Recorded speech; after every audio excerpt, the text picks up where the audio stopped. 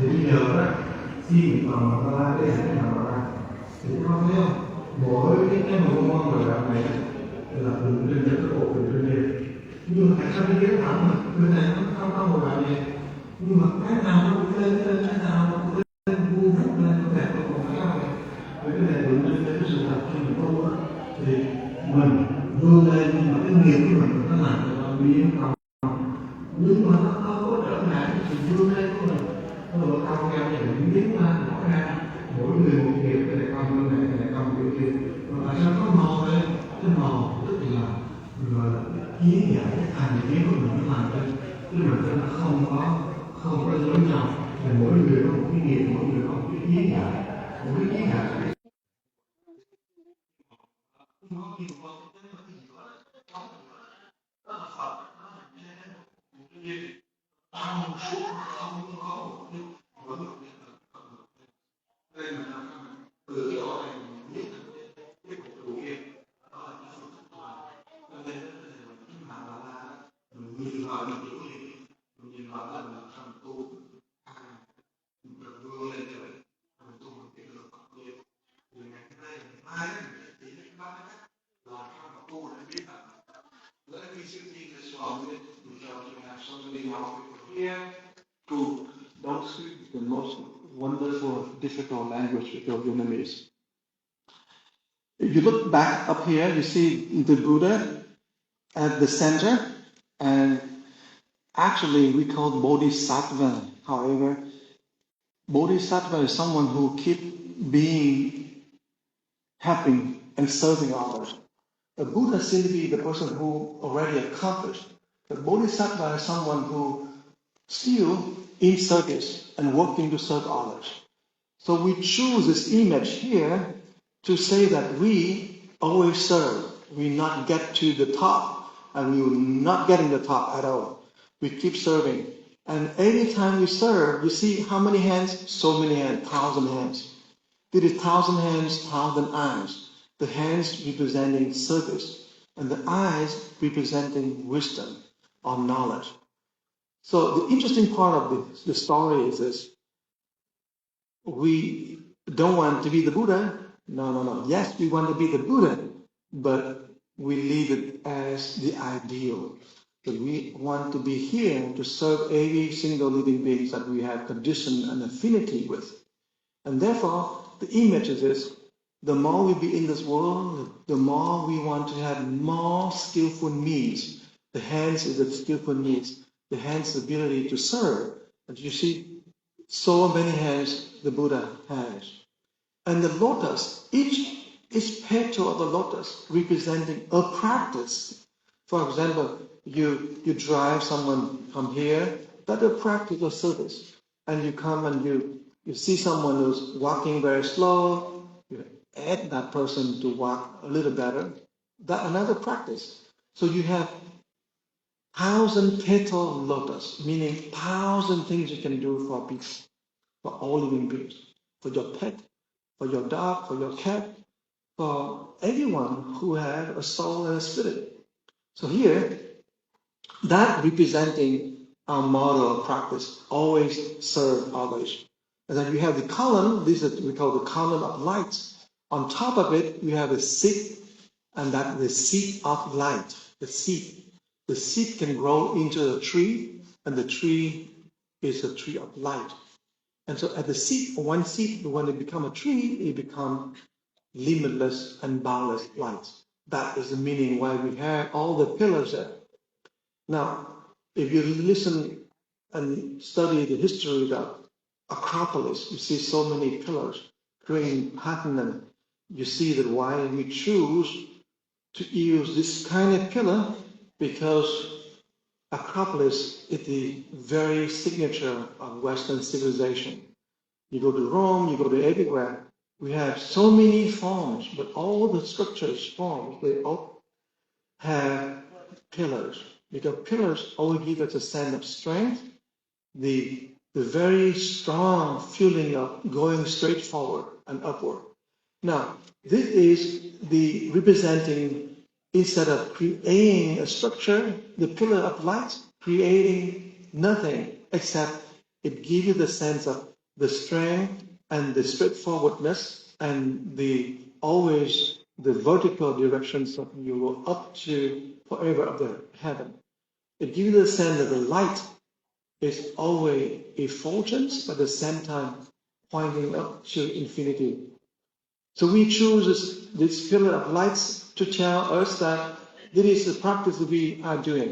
Each seed and each lotus will be the same. Now you see all the flowers around the Buddhas, and that is the Sangha. These flowers, all the flowers. Sangha are the people like you here. When you come, you sit down, you practice, you are the member of Sangha. Now, for the level Sangha, the people who shave their heads here, and they have been trained for last 8 days, 9 days on the mountain, and they just come back here, day yesterday, today, tomorrow, and then on Monday they will go back to their ordinary life. But these are the model that we say learn how to be together, how to live together, how to practice together in a very short term. And by doing that, they practice a dharma, a practice. And that practice is here. Take a look at here. If you take a look at this one right here, you see every single thing here. But by the way, if you understand where is this from, it's from Seattle. People who very famous person who do this, forgot the name. But what is his name? Forgot the name. But you see, the column of lights now is not rigid like column, but it become twisted and turned and have different colors.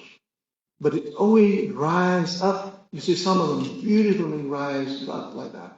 And they present in our column of light. The shape is shaped because of our habitual pattern, our karma. That's why it's shaped like that. We cannot have the straight column there because that's representing of life without any karma. But we make so many karmas in our life. So twist it and turn. Maybe when you come here, take pictures, you take a look at all of this and you can identify which one is similar to your life. What is the meaning of colors? Colors is our prejudice, our view, our world view. Our world view color the way and shape our movement of our life. So you have this different color. But look at the center. The center is a column that is straightforward, it's transparent, and on top of the Buddha. So here, the column, the transparent column is the Buddha who had many lifetimes perfecting his karma. So the karma is clear and transparent. And I doubt that any of us here had that kind of karma. So we have this model, we have this wonderful consciousness to emulate, to practice. So if you take a look at this, and please come later, take a picture of this. You can see the mandala here, the small mandala, and all of it. Each of this is us. Every single the crystal is us, is one life. So that is the Dharma. Now, you look at these flowers here, and we don't have the lotus because the lotus grow in the water, so we don't have it. We just only have this these flowers there. But we cultivate the mandala called lotus mandala. So we want you to understand that the lotus mandala is the main thing that we practice. How many of you understand the meaning of mandala? Raise your hands. In English, the meaning of mandala. Very good. How many of you don't understand the meaning of mandala? Raise your hands. How many of you don't know English? Raise your hand. Các bác có bao nhiêu người biết mandala là gì? Xin giơ tay lên. Có bao nhiêu người không biết mandala là gì? Xin giơ tay lên. Chúng ta có cao lên thầy đồ sẽ đếm. Có bao nhiêu người không biết gì hết trơn giơ tay lên. Ủa, nhiều dữ vậy. Có bao nhiêu người không biết mà không chịu giơ tay lên thì xin giơ tay lên. Không biết không chịu giơ tay đó, giơ tay lên. Không ai hết. All right. So I don't have anything to write because I intend to give this time to do something very important. When we practice mandala, when you come to the mandala, let me speak Vietnamese for a moment before everyone fall asleep. So here the Vietnamese version. Các bác tới tu cái mandala là tu cái gì? Cái mandala đó tức là một cái hình tượng để diễn đạt một cái quan niệm, một cái vũ trụ quan, hoặc là một cái triết lý, một cái thế giới quan, một cái triết lý gì của nhà Phật. Nhưng mà người ta sắp xếp nó, các vị Phật Bồ Tát sắp xếp trong một cái hình tượng nào đó, có một cái thứ tự. Đó là cái định nghĩa của Mandala. Thì lặp lại nha, Mandala là một cái hình tượng mà diễn tả một cái lối nhìn, cái vũ trụ quan, cái thế giới quan của nhà Phật, và nó diễn tả theo một cái thứ tự lớp lang hình ảnh. Cái đó là một cái mình gọi là một cái định nghĩa mà nó bao quát nhất.